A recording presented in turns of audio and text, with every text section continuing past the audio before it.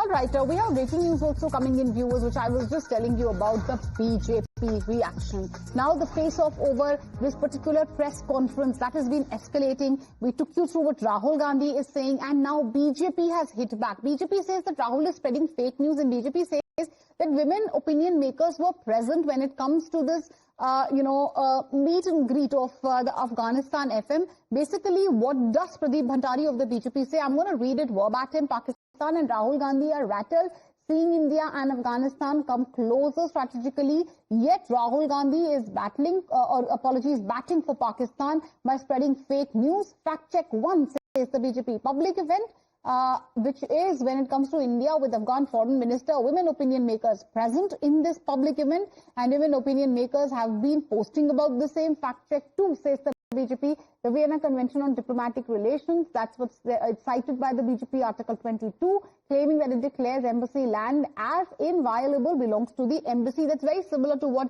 our sources also had been saying when it comes to the MEA, that end of the day, the embassy area belongs to the embassy, and the prerogative, the decision is of the embassy. It has nothing to do with the Indian government. My colleague Shubhangi is live with us on the broadcast. Shubhangi, take us through, what the BJP has had to say. How are they countering the allegation coming in from the side of Rahul Gandhi?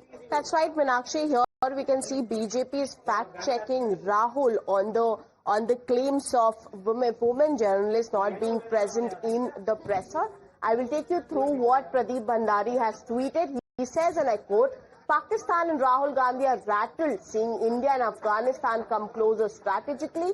Yet again, Rahul Gandhi is batting for Pakistan by spreading fake news." Now, he has jotted down 2 fact checks for Rahul Gandhi. The first one, public event, VIF India with Afghan Foreign Minister. He says that women opinion makers were present. Women opinion makers tweet about the same. Second, he goes on to say that Vienna Convention on Diplomatic Relations 1961 Article 22 declared embassy land as inviolable, belongs to the embassy. Pradeep Bhandari has also accused the Gandhi Vadra family is supporting the Pakistani narrative by opposing India-Afghanistan relations. Now again, he says that Gandhi Vadra family and Congress are not attacking Pakistan after 26/11 Mumbai terror attack, questioning India's success in Operation Sindoor, opposing India-Afghan strategic relations. So here, BJP is listing out Congress duplicity. So basically here, BJP is fact-checking Rahul Gandhi yet again. Some information, BJP claims to have fact-checked Rahul Gandhi. Pragya continues to be live with us. Pragya, one point really stands out if we speak about this particular post which our colleague Shubhangi was taking us through. The fact that the BJP is stressing on end of the day when it comes to the embassy land. Now that is the prerogative, the decision of the embassy. The press conference was of or hosted by the Afghan embassy. BJP says to begin with, the Indian government had nothing to do with this. Can you take us through what exactly does protocol say?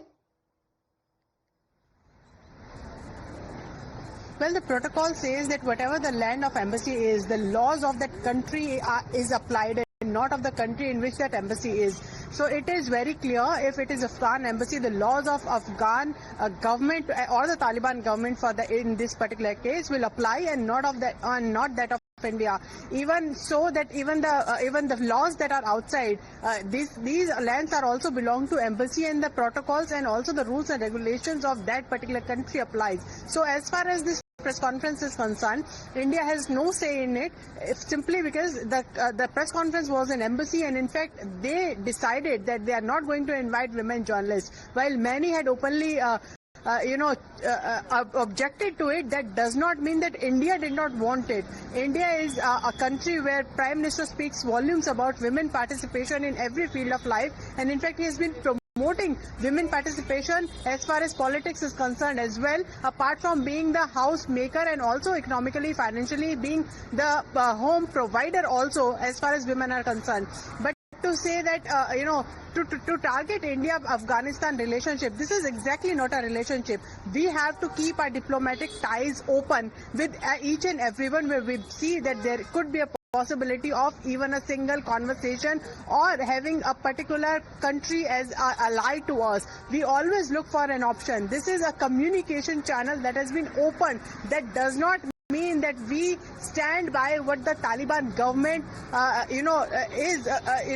preaches or dictates, or the rules of the Taliban government. All we are saying is that this is a diplomatic relation. This is a communication channel that we have opened with them. That does not mean that we are for the rule of Taliban in the Afghan, but these are very sensitive diplomatic issues. And in fact, there is no need to comment on an issue as far as Afghanistan and India is concerned. We have a history, and we also have a civilizational, connection that also speaks about us. And Afghanistan has always spoken about India in a good way. In fact, they have said that India has come across as a friend that has helped them in time of need. So, with Rahul Shaheen, Afghan ambassador to, Doha, someone obviously with a lot of experience and expertise who can help us understand, decode and understand the story better. Thank you, sir, for joining us on the broadcast. What do you say, sir, about the latest, Okay, all right. We will, get back on that to our viewers. At the moment, let me go back to my colleague Pragya. Pragya, let's talk, once again about the BJP and the opposition Congress's war of words. Help us understand really what exactly, is the political slugfest all about.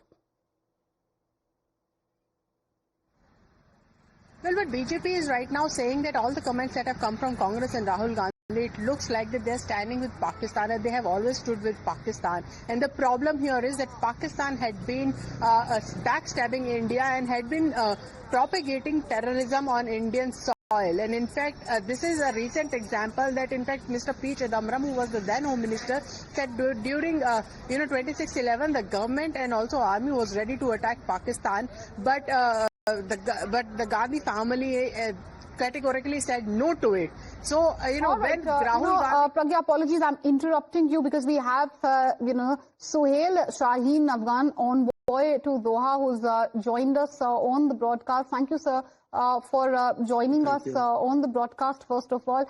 Sir, I'm sure you are aware of, first of all, this big controversy which has erupted over the press conference, and we'll be talking about that. But first, let's talk about, India-Afghan relationship. How significant do you think this particular trip is, this visit is, and what sort of tangible takeaways do you expect from the same? Yes, it is a significant trip by our foreign minister to India. It is the first visit by His Excellency Mr. Muttaqi to India, and its significance lies that it will, I expect, resume the traditional relation between India and Afghanistan, and also that delegation which will follow to visit each other's capital, explores areas of cooperation between the two countries, which are, in my view, various fields. We have that cooperation and investment, Indian investment is possible there. Sir, this is also, the new regime's highest level visit to our country since it seized power in 2021. What are your expectations from the same? Obviously, there's an upgrade in ties, considering that our embassy is going to reopen there. Are you expecting and hoping also for a recognition when it comes to your government from the Indian side, the Indian counterparts? Yes. When we are intending to have a normal relation, for that raising the level, diplomatic level is necessary and important, and also recognition. When the government of Afghanistan is recognized by India, it will open up or pave the way for cooperation and investment and normal diplomatic relation between the two countries. I think it is now, this recognition is not existing. It is an obstacle. We have to remove that obstacle in order to have normal relation. Right. And also, sir, I'm sure you're aware of a controversy which is brewing here in India as well. This is about the press conference which was held in the Afghan embassy in India. There were no female reporters, female scribes. Would you know anything about that? Because there are reports that they were barred from attending this particular press conference. Were there restrictions? Would you know anything about that, sir?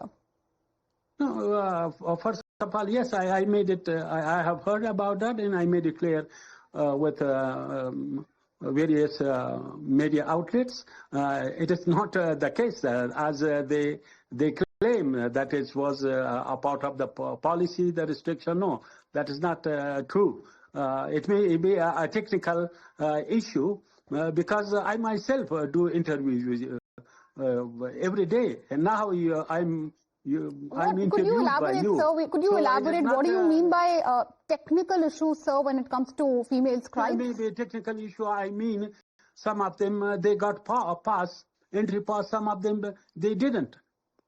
So they were limited. Even some journalists requested me to get the pass. I don't know. I'm not there in India or Delhi, but I know the policy. The policy is that even Mr. Muttaqi himself, he meets female journalists in his office and other women dignitaries regularly in his office. And I myself do interviews with female journalists. There is no distinction, male or female. So that's not true. But some right, you say you're very comfortable doing interviews with female journalists, and so is Mr. Muttaqi, and obviously, you're speaking to me here, sir. But why is it when you speak of this technical difficulty, do you think this happened? Because as we can see, all the visuals also, it's only male journalists who seem to have, overcome this technical difficulty you speak of, sir. Yeah, it was important that they have the two media teams have looked toward and arranged that both female and male journalists that maybe that some maybe some paucity in the arrangement that didn't happen, but it is not a policy. All right, I think it is for future. For future, it is. I think both sides consider and have a full coordination that such paucity or shortcomings do not happen. All right, you're saying so for the future you'll be more mindful. At the moment you say there is no policy to restrict female journalists. Obviously there is a big controversy brewing back home as well, but thank you for your clarification on the big story and for joining us with your views, talking about obviously the India-Afghan relations as well. Yeah, thank you. Thank you, sir. One point to make right, it clear. Quickly, sir, we're running out of time, please. Media outlets, they make it larger than life figures, some of small, which is a small issue, a technical issue for their own obvious. All right, you're saying it's a small technical issue, it shouldn't be blown out of proportion. As I said, thank you, sir, for answering all our questions and joining us on the broadcast. We'll step into a short commercial break. News and updates on the other side. Viewers, please don't go anywhere.